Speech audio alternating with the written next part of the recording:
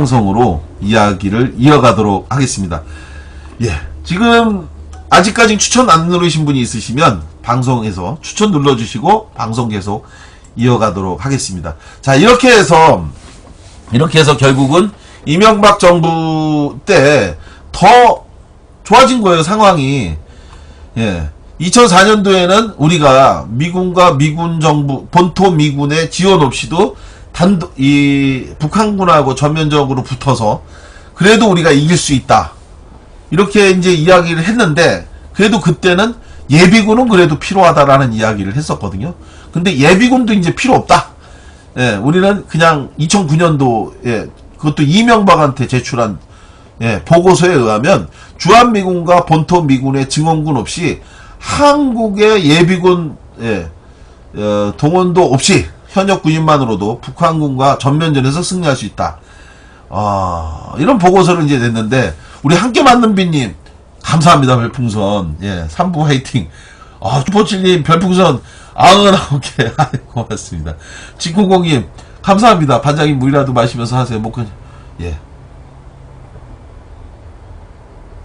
목은 괜찮은데 목은 괜찮은데 물은 마시고 싶었습니다.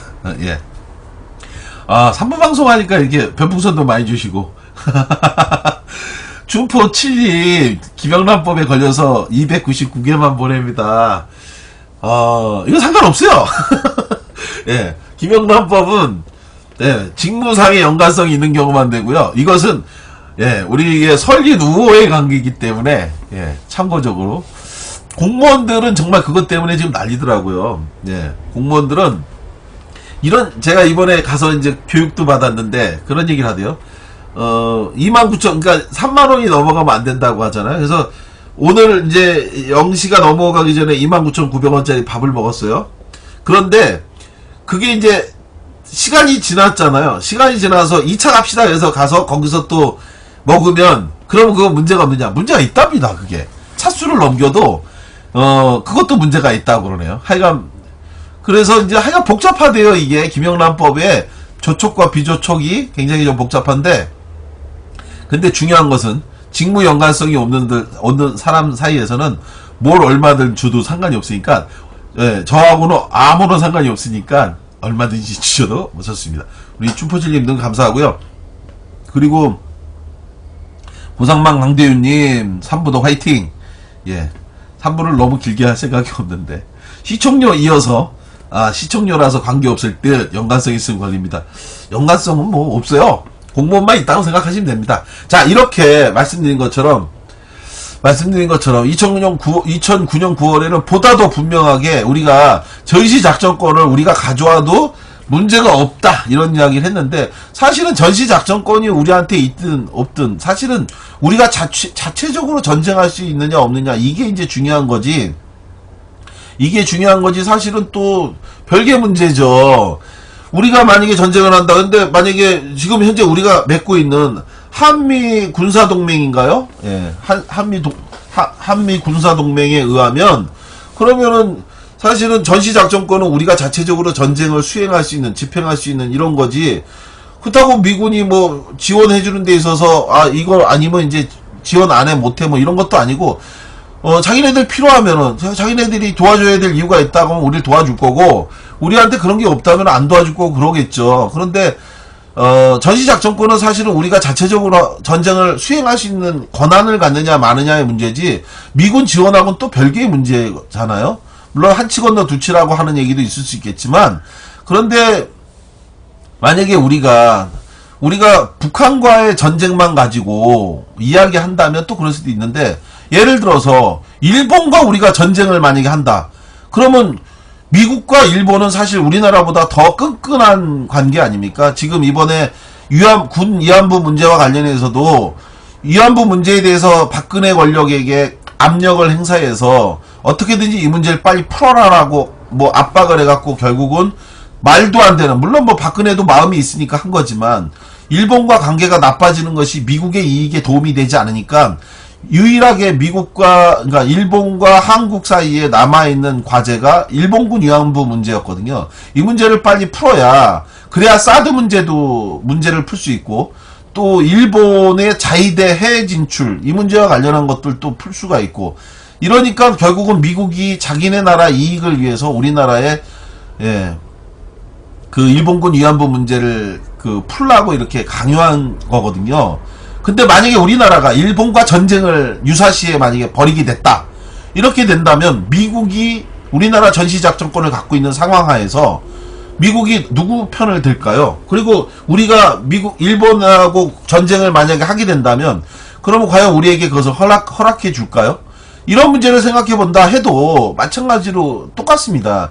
우리는 북한과 우리나라의 전쟁만 염두에 두고 있으니까 그러니까 전시작전권 미국에 있는 게 유리하다 이렇게 생각할 수도 있지만 그렇지 않은 것이 있어요. 얼마든지 세계 질서와 관련해서 얼마든지 다른 결과가 나올 수 있는 문제거든요. 그런 상황에서 미국이 반드시 우리 편을 들어줄 거다. 반드시 우리가 원하는 대로 해줄 거다? 그렇지 않죠. 그래서 이런 부분과 관련해서 우리나라가 자주적인 전시작전권을 갖고 있는 것, 독립적인 전시작권을 당연히 우리 거는 우리가 가져야죠. 우리나라 살림, 예를 들어 제 집에 제 살림 권한을 제가 갖고 있어야지 옆집 아저씨한테 맡깁니까?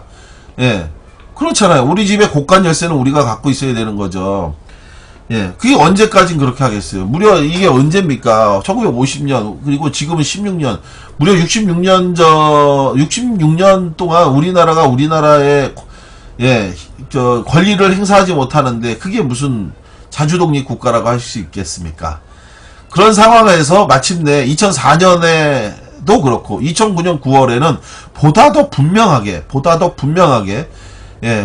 우리나라 군대가 북한과의 전면전에서 승리할 수 있다라는 이런 보고서까지 냈으니, 이제는 전시작전권을 우리가 가져오는 데 있어서는, 얼마든지, 얼마나 기분 좋은 얘기입니까? 춘포칠님 이 이야기를 똥별들이 싫어합니다. 제가 볼 때는 참 똥별들이 이 이야기를 당연히 싫어하는데, 제가 볼 때는 왜 싫어할까요? 왜 똥별들은 왜 미국의 전시작전권을 갖고 오는 것에 대해서 그렇게 싫어할까요? 성우의 이 별들이 주도적으로 나서서 당시에 전시작전권 갖고 오는 걸 그렇게 반대했거든요. 이유는 하나죠. 정말 이유는 이 방산비리, 미국의 정말 로비, 미국을 통해서 미국하고 이익을 같이 공유하는 이런 자들이 생각하기에는 미국이 전시작전권을 갖고 있는 것이 아주 유리하다라고 생각을 하고 있는 거죠. 정말 그때 당시에 노무현 대통령이 말씀하신 것처럼 부끄러운 줄 알아야지라고 하는 이야기들, 아마 노무현 대통령도 아마 그 이야기를 지적하고 싶었던 것 같아요. 차마 거기선 또 다른 분란이 일어날까봐 더 이상 말을 구체적으로는 하지 않았지만, 부끄러운 줄 알아야지라고 하는 그 유명한 발언 있지 않습니까? 이번에 성주에서 그 노무현 대통령이 당시에 했던 명연설이죠. 그 연설 때문에, 연설을 가지고 아주 큰 이슈와 화제가 됐잖아요. 그런데 이제 그때 당시에 부끄러운 줄 알아야지라고 하면서 얘기했던 거기에는 사실은 그때 당시에 성우회 소속의 반대했던 별들이 대부분이 그 성우회에서 회장 지낸 사람들은 다 방산비리로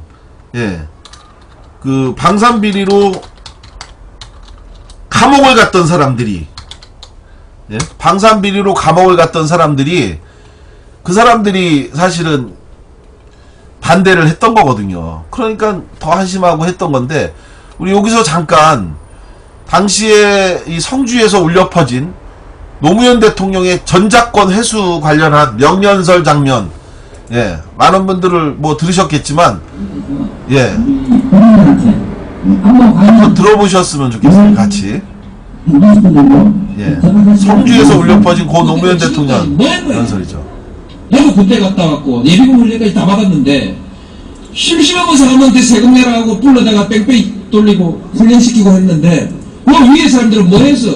작전 통제권 자기들 나라 자기 군대 작전 통제도 한 게 제대로 할 수 없는 군대를 만들어 놔놓고, 나 국방장관이요, 나 참모총장이요, 그렇게 별걸 달고 그들을 때리고 말았다는 얘기입니까? 그래서 작동을 회수하면 안 된다고 줄줄이 모여가가지고 성명 내고 자기들이 직무유기 아닙니까?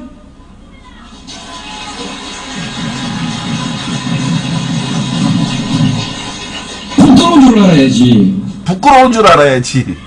이렇게 수치스러운 일들 하고 자동으로 돌려받으면 한국분들 잘해요. 경제도 잘하고 문화도 잘하고 영화도 잘하고 한국 사람들이 외국 나가보니까 못하는 게 없는데 전화기도 잘 만들고 차도 잘 만들고 배도 잘 만들고 못하는 게 없는데 왜 작전통제구만 왜 못한다는 얘기입니까?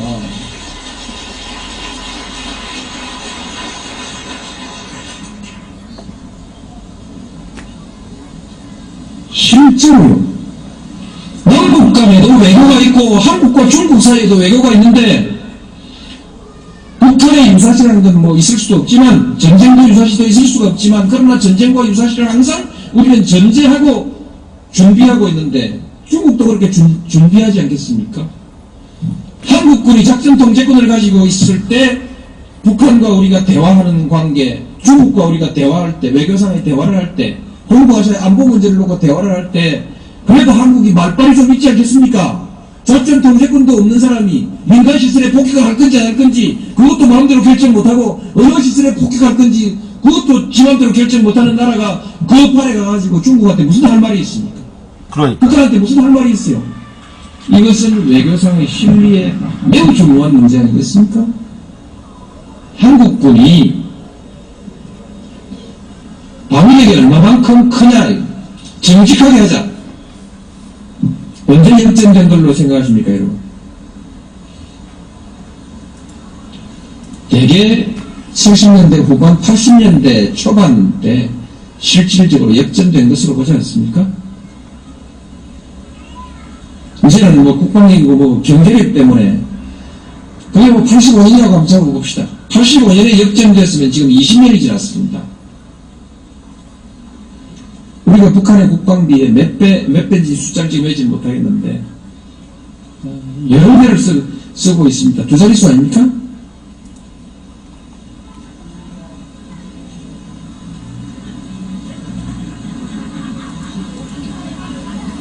열 배도 훨씬 넘네요.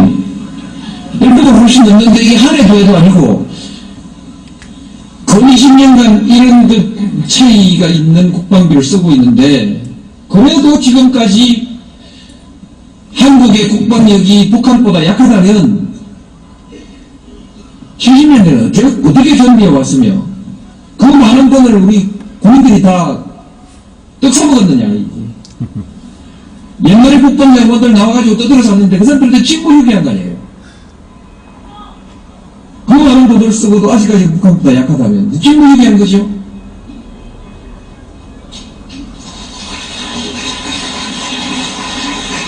정직하게 보는 관점에서 국방력을 비교하면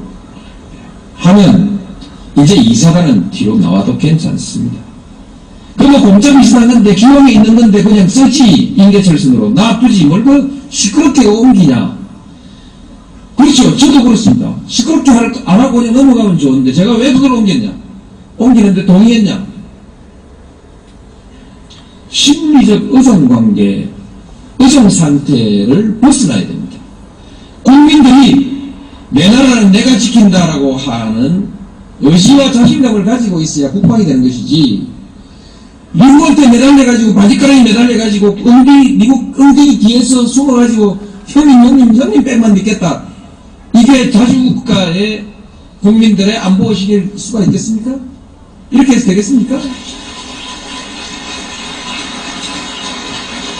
인계철선이라는 말 자체가 염치가 없지 않습니까? 네. 지금 방송 들으신 것처럼, 예. 이게 이제 한 20분 정도에 되는, 그 영상물인데, 지금 본 것처럼, 당시에 이 연설을 하면서, 다시 지금 들어봐도 참 감동적이고, 정말 말 그대로 미래지향적인, 정말 이건 아니다라고 하는, 정말 국가의 한 나라의 대통령으로서, 정말 진심으로 대한민국의 미래를 걱정하는 그래서 장기적으로 앞날을 내다보는 그러한 정말 명연설이었습니다. 이런 명연설을 통해서 노무현 대통령이 정말 저는 다른 거보다도 더 중요하게 보는 건 이른바 한 세 가지 정도 뭐 당장 생각나는 걸로 얘기한다면, 첫째는 여하간 대한민국의 역사를 바로 세우는 데 있어서 정말 노력하셨다는 거, 이거는 정말 저희가 인정을 해야 된다고 봅니다. 이른바 과거사 정리위원회를 통해서 각 기관이 경찰, 뭐 국정원, 예? 뭐 이런 그 국방부, 그리고 또 총체적인 진실화해를 위한 과거사 정리위원회, 그 검찰도 만들려고 그랬는데 검찰 끝까지 버텼죠. 참, 그래가지고 끝까지 뭐 안 했습니다, 검찰은. 근데 이렇게 이제 각 기관마다 자기네들의 부끄러웠던 결과를 조사하죠. 이게 얼마나 정의를 세우는 데 있어서는 여하간 중요한 일이 됐죠. 예를 들어 경찰청 과거사 진상규명위원회 같은 경우는 유서대필 사건, 이거를 자기네들이 자체적으로 조사해서 이것이 이제 잘못된 수사였다라고 하는 것을 스스로 자기 고백하게 만들었던 거. 또 국정원 같은 경우도 여러 자기네들이 했던 뭐 인혁당 사건이라든지 동백님 사건이라든지 칼기 폭파 사건 같은 경우도 자기네들이 자체적으로 조사해서 이런 것을, 예, 국정원 뭐 발전, 예, 개발 뭐 발전위원회라고 하는 걸 만들어서 스스로가 자기 잘못을 과거에 그 고백하도록 한 것, 이런 것들이 굉장히 저는 의미가 있다.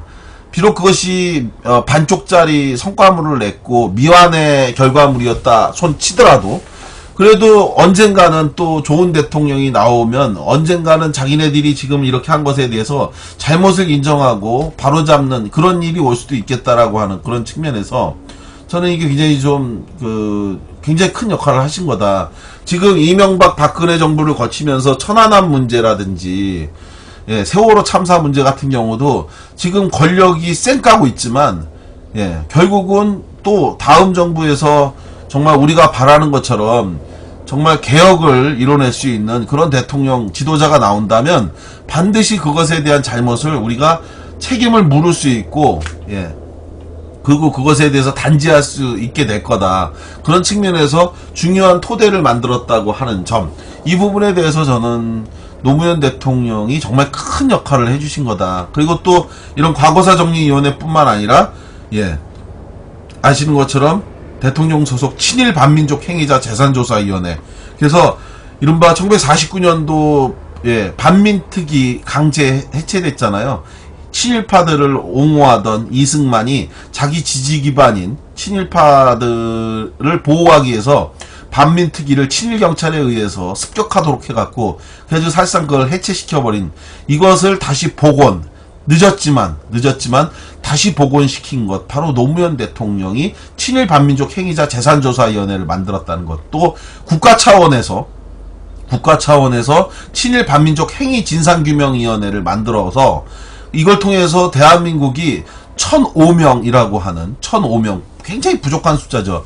근데 이렇게 사실은 진보 세력, 예, 우리나라의 양심 세력이 대통령은 바꿨지만 사회 전체는 여전히 친일파와 그 잔재들이 장악하고 있는 이 나라에서 우리가 그러한 저항 속에서도 이러한 기구를 만들고, 그걸 통해서 작지만 1005명이라고 하는 친일파를 국가가 이렇게 출연해서 명단을 국가 차원에서 정리해냈다는 것, 이건 또한 사실은 노무현이 아니었으면 할 수 없는 일이었다. 저는 이렇게 또 봅니다. 이러한 노무현을 뛰어넘는 또 누군가가 나와야지만이 되겠죠. 근데 이것을 만들어냈다는 것 자체만으로도 저는 노무현 대통령의 업적은 사실은 굉장히 크다라고 생각하고요. 두 번째가 바로 사자 중립 외교론. 아까 말씀 것처럼 일본, 중국, 러시아, 미국, 이 사자, 이 중요한 이 동북아에 있어서 이 사자 속에 우리나라가 끌려가는 것이 아니라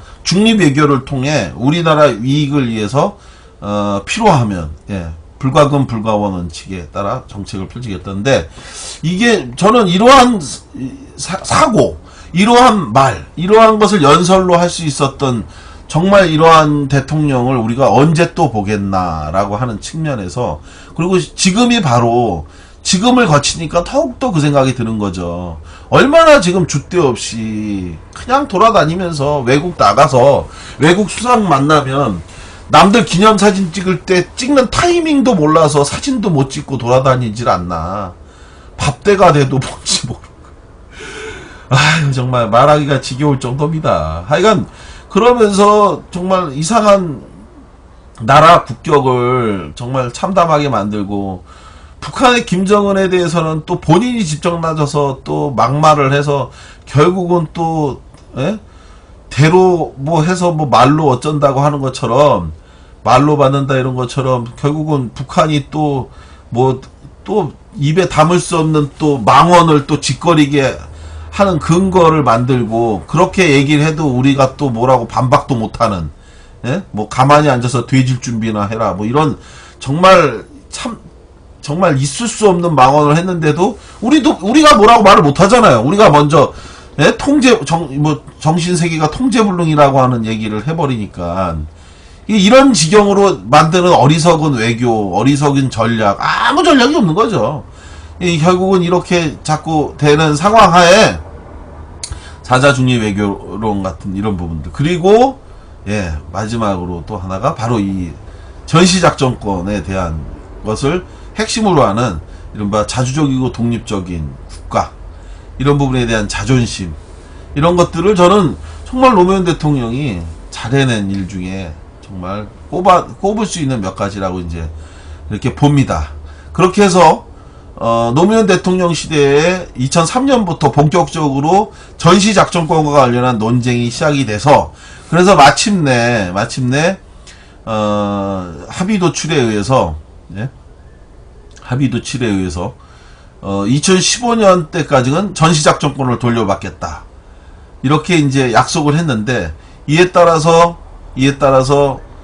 이후 정권인 이명박 정부도 전 정부 하에서 잡아놓은 그 약속에 따라서 2015년도에 이렇게 돌려받는다고 하는 것에 대해서 당시 한나라당과 군원로라는 단어도 이건 사실 웃긴 얘기고, 성우에 방산비로 감옥을 갔었던 사람들, 뭐 이런 사람들이 뭐 나서서 이제 뭐 전시작전권을 뭐 되네 안 되네 하면서만 떠들었는데, 그러다 결국은 그래도 이렇게 전시작전권을 가져올 수 있는 걸로 여하간 약속된 사항 하에 계속 갔었죠. 그래서 2006년도 8월 25일 부시도 한국의 전시작전권 환수와 관련해서 미국 국방장관과 주한미군 사령관에게 한국은 전시작전권을 행사할 능력이 있고 한국이 원하는 대로 최대한 지원해 주라는 이러한 지시도 또 구체적으로 나왔습니다.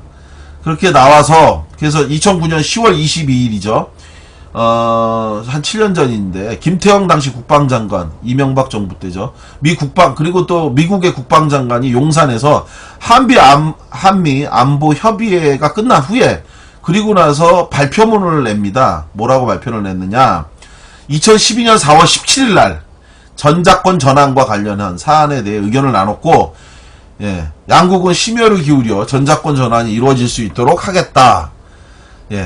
그래서 구체적으로 2012년 4월 17일 날 전작권을 전환하겠다라고까지 합의가 됐는데, 그런데 이렇게 잘 되던 이런 전작권 전환과 관련한 논의가 갑자기 브레이크가 걸렸어요.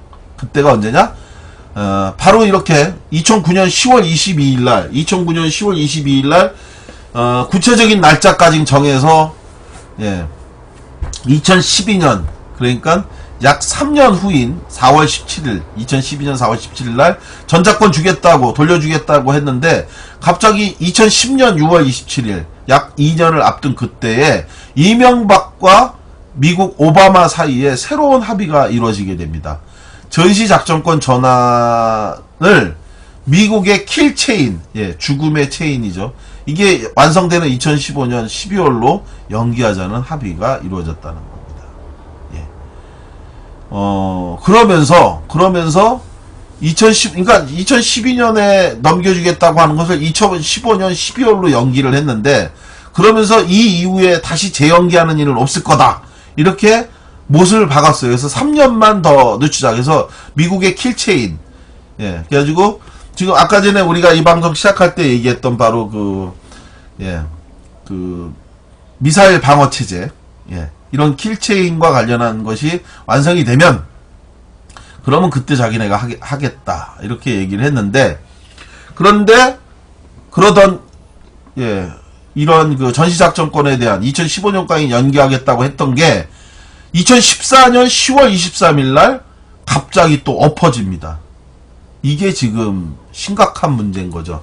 미국 워싱턴에서 열린 한미 안보 협의회에서 박근혜 정부, 이명박 정부 때는 2015년 12월까지는 넘겨주고 더 이상은 연기하지 않을 거다라고 했던 양국의 약속을 다시 엎어버렸어요. 근데 이 엎어버린 게 바로 박근혜 정부가 먼저 요구했다고 알려져 있죠. 대한민국과 미국의 국방부 장관이 전작권의 전환 시기를 정하지 않겠다.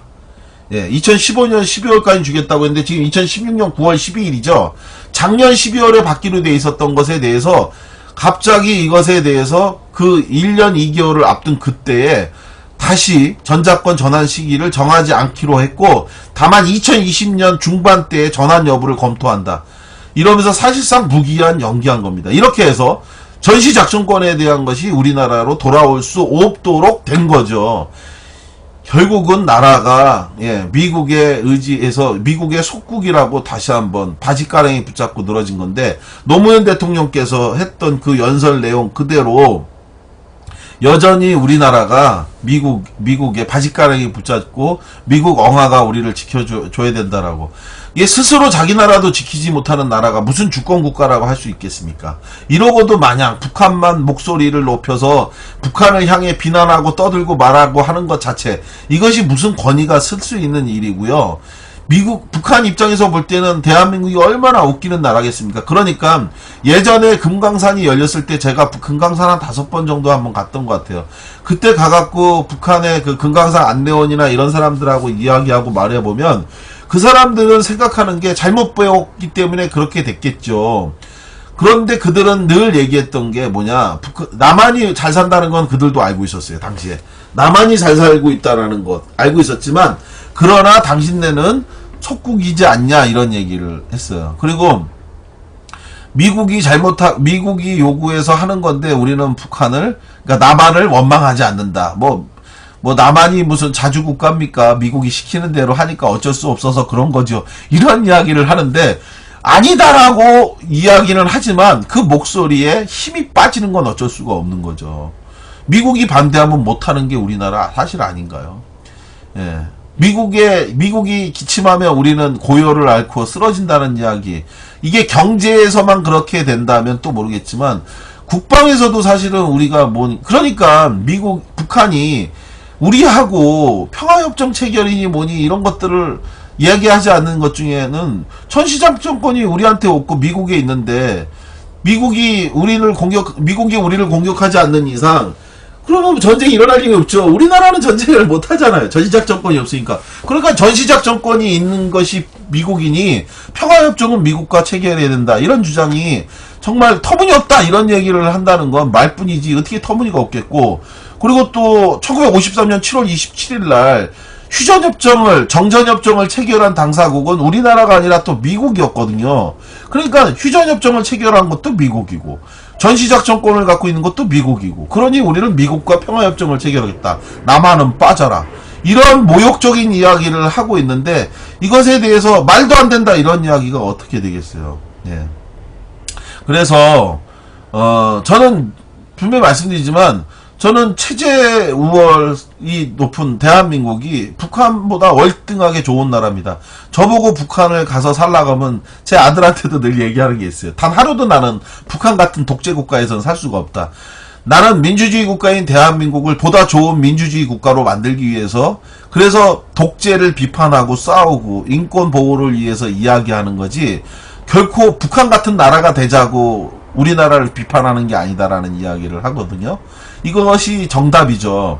저는 대한민국, 내 나라, 내 조국이 정말 세계에서 으뜸의 민주주의 국가, 그리고 국민이 행복한 나라, 그리고 국민이 주권을 행사하는 아름다운 대한민국이 되기를 원하는 거거든요. 결코 북한 같은 나라가 되는 것을 원하지 않습니다. 그런데 그러한 북한을 우리가 이겨야 될 거 아닙니까? 이길 수 있는 나라가 돼야 되지 않겠어요? 근데 북한을 우리가 이기긴 고사하고 싸울 수도 없는 나라인데 이런 나라가 계속되면 안 된다. 북한을 우리가 말로 무슨 확성기를 가지고 떠든다고 뭐가 되고 삐라를 날린다고 뭐가 바뀝니까? 대체 시대가 어느 때인데 확성기와 삐라로 해서는 안 된다. 대한민국의 진짜 주권 회복하기 위해서는 우리 스스로를 바로 세우는 노력이 정말 필요하죠. 그리고 또 한 가지는 미국의 트럼프가 지금 굉장히 당선 가능성이 점점 높아지고 있어요. 힐러리가 자꾸 이제 수세 국면으로 가고 있는 것 같아요. 힐러리가 이겨나가던 사람이 잡히면 회복하기가 쉽지가 않습니다. 근데 지금 트럼프가 굉장한 속도로 지금 가는데 힐러리가 여러 가지로 이미지 관리에도 좀 잘못을 한 게 있고 거짓말한 것도 몇 가지 드러나고 해서 여러 가지 논란이 있는데 만약에 이 트럼프가 대통령이 진짜 됐다. 그러면 트럼프는 제가 볼 때는 단언컨대 전시작전권이 없는 걸 명분 삼아서 미국의 이익을 위해서 우리에게 이것을 지렛대 삼아서 굉장히 많은 것을 더 많이 요구할 거로 보입니다. 실제로 방위 분담금 분담에 대한 비율을 더 높여야 된다고 주장하는 것들도 그렇고요. 그리고 그런 상황에서 언제든지 그럼 필요하면 우리는 한국 버리겠다. 이런 식으로 하는데 아무런 준비와 대응 노력 없이 그런 상황을 맞이하게 되는 게 더 위험한 거거든요. 전시작전권에 대한 회수를 질서 있게 우리가 가져와야지.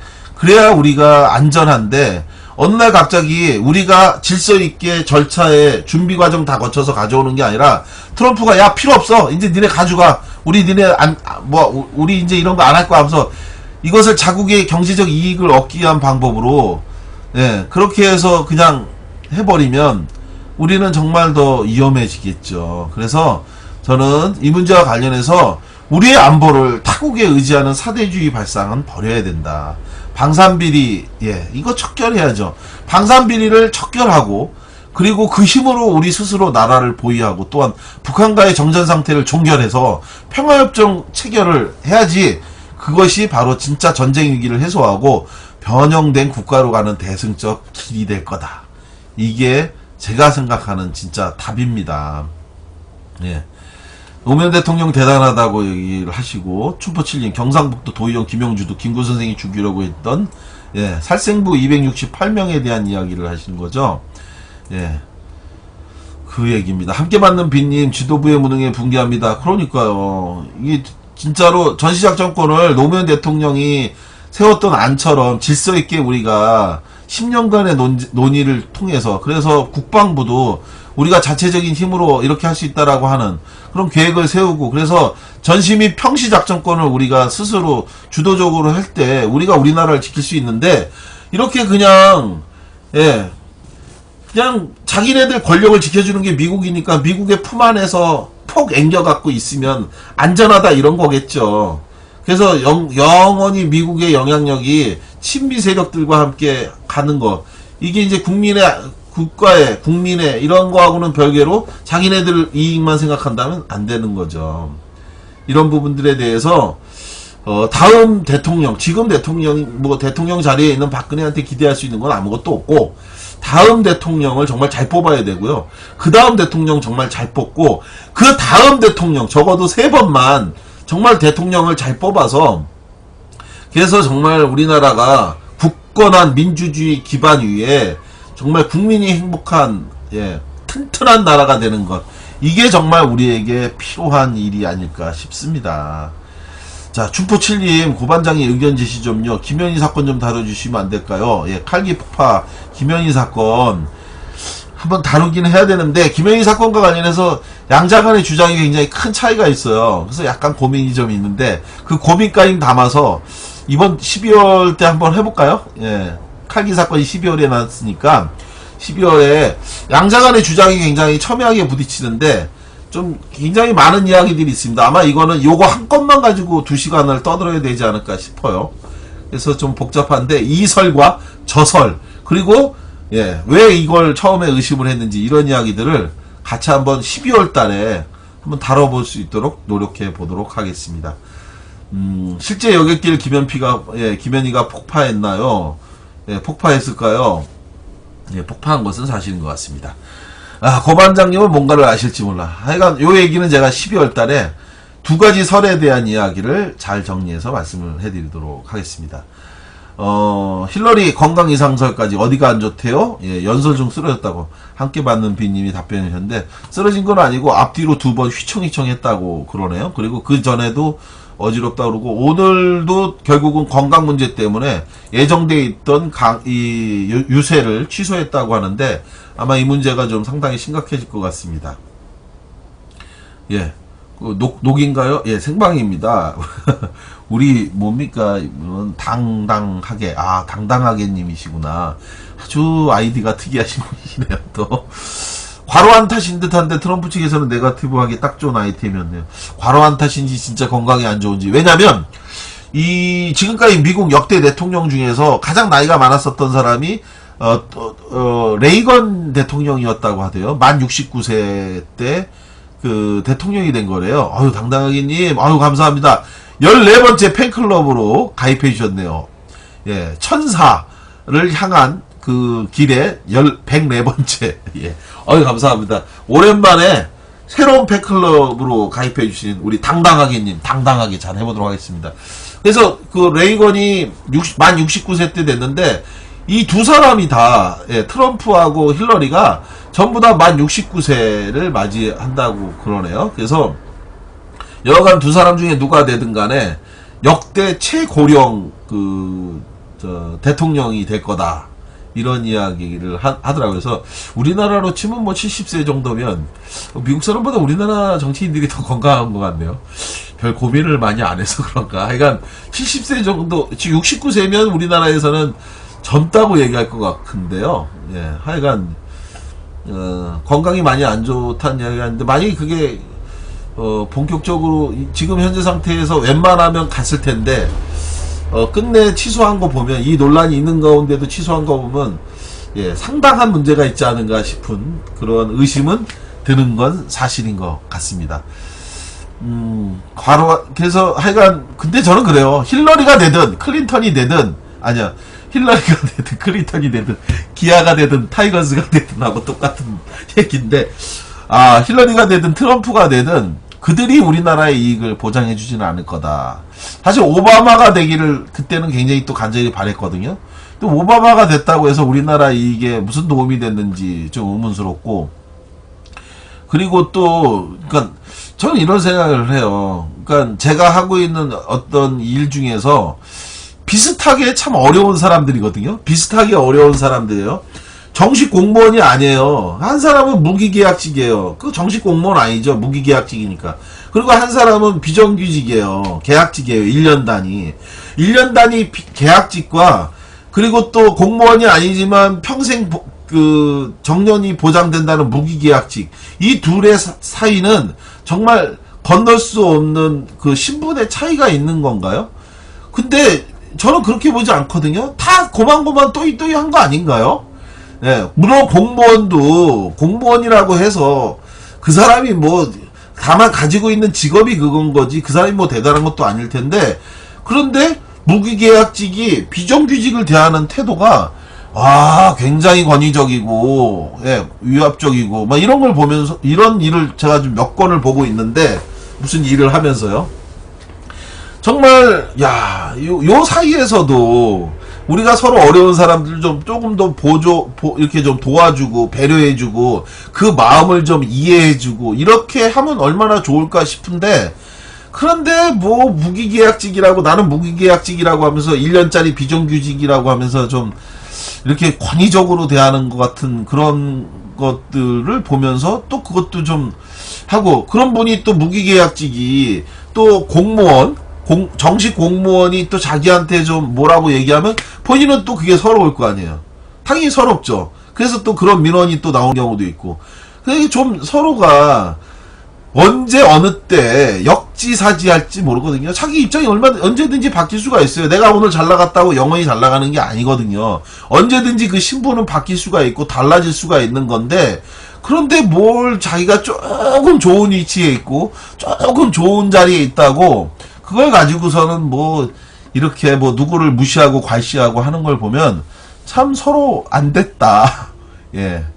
참 왜 그렇게 살까 싶습니다. 우리가 우리끼리라도 좀 서로 배려하고 했으면 좋겠는데, 그죠?